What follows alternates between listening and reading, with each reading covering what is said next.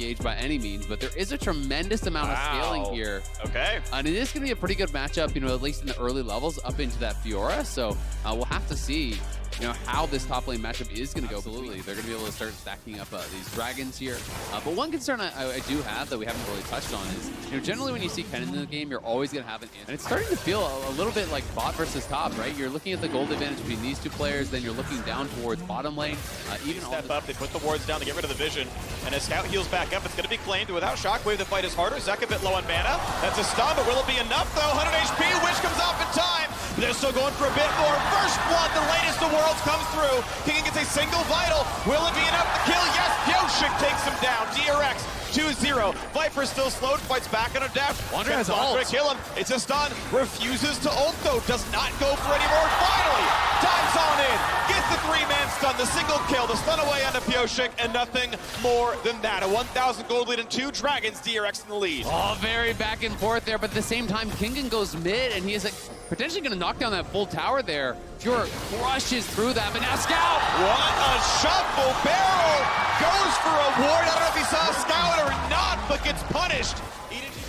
DRX find themselves in a pretty comfortable position right now. The next major objective they'll be looking to play for is this dragon spawning in about 2 minutes time. So will be a kill on that tower unless they can somehow stop it from charging, but I doubt that they can.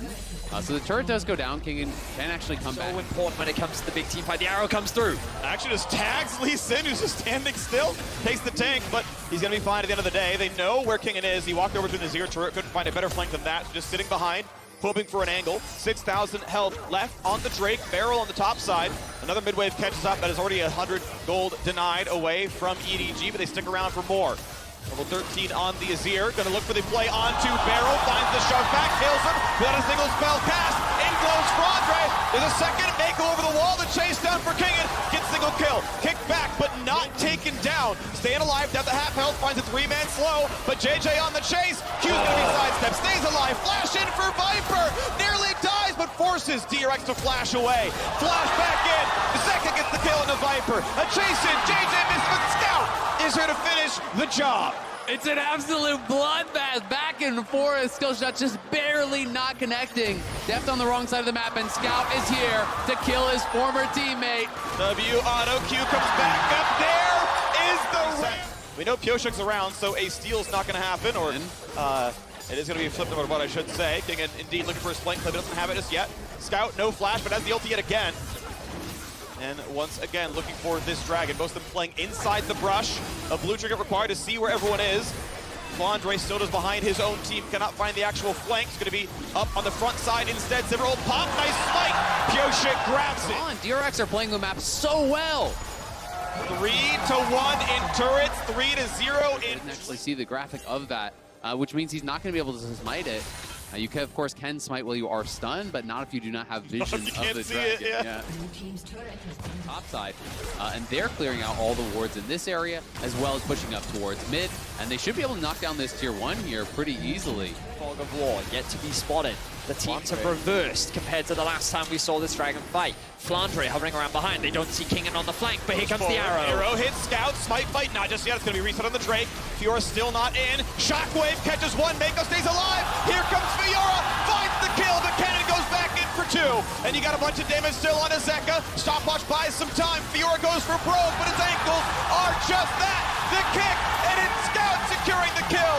On for a triple. And EDG win as long as they possibly could. Created by this Azir, opens the window for Flandre to fly in with his ultimate, for Viper to go forward as well. Everyone, it is EDG truly in the driver's seat here, i.e. nearly done for Viper. It will be after this Baron power play because he already has all the side. Siege slows down a little bit. Ash, Heimer, Orianna, pretty good defensive tools. And despite grabbing this Baron buff, EDG actually behind in turret kills so far. Of course, more to do as mid lane tier 2 should drop.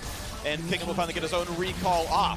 So still about 50. Unless they're willing to commit, he's going to take advantage of his range to chip away at these towers. I mean, that is just the flat pen build there. Q +1, maybe 2 autos. It's a good 60% of Def's health there. Yep. And they're just going to punch it right through, knocking down the first inhibitor tower. The inhibitor is going to be gone very quickly here. We'll see how quickly Kingen comes back because he is still up in that top lane, still pushing.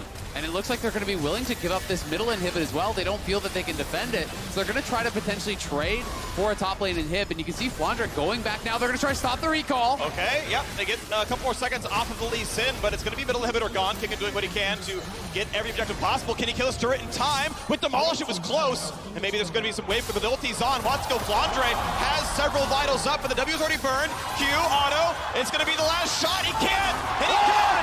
700 gold and a runaway. Kingen will try to start with his life. Sivir ulti, I believe, burned. Nah, they can't get Boomers walking up. They get 3-man top lane, and you will delete structures. So EDG rush down the Baron. Recalls take 8 seconds. Inhibitor is gone. Quick wave clear comes through. Now Barrel's here. He can put down wards, he can put down turrets, and they're going for the base. Scout shows up, but can you find the shuffle? He's able to get it, but over the wall they go. A stopwatch burn, and Viper gets the kill.